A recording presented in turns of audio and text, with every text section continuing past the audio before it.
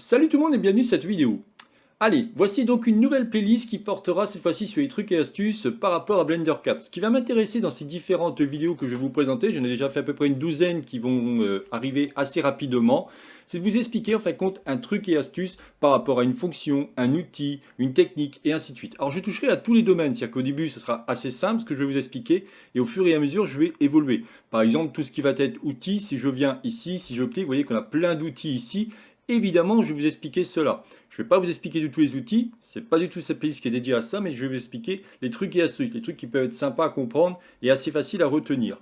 Si je fais ici CTRL V, bah là vous avez plein d'options qui sont liées au vertice, puisque vertex ça veut dire un point, pardon, et vertice c'est plusieurs points.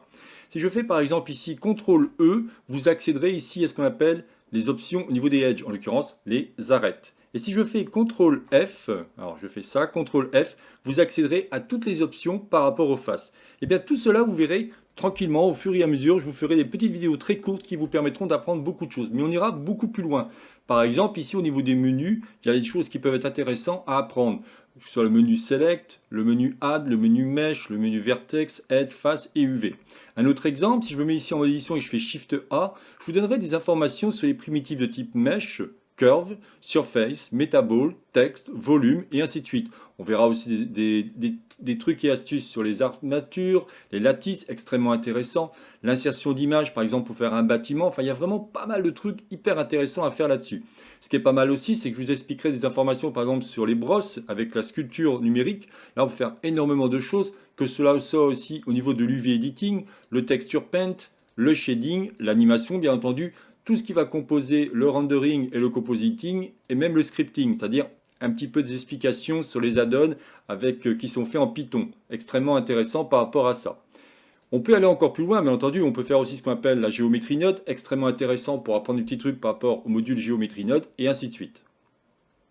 Si je continue pour finir au niveau des trucs et astuces, il peut y avoir aussi des trucs et astuces au niveau de tout ce qui va être par exemple la gestion des particules. Quand je viens ici, vous allez pouvoir faire, vous voyez c'est marqué ici particules, je vais pouvoir gérer des particules. Je vous expliquerai aussi des trucs et astuces sur les force fields, c'est-à-dire les vents, le magnétisme, tout ce qui va être la gestion des collisions, les vêtements, le dynamic paint, extrêmement intéressant, par exemple pour créer de la pluie, de la neige, et ainsi de suite. Tout ce qui va être rigid body, les fluides, le soft body. Vous voyez, il y a vraiment pas mal de choses à dire au niveau des petites vidéos. Mais comme je vous dis, ce sera des vidéos très simples et très rapides qui vous permettront de comprendre un sujet précis. Voilà, bah écoutez, je n'en dirai pas plus par rapport à l'introduction sur cette playlist qui sera donc les trucs et astuces sur Blender 4. Ne pas hésiter à me poser des questions si vous rencontrez un problème, bien entendu, je me ferai un plaisir de vous répondre.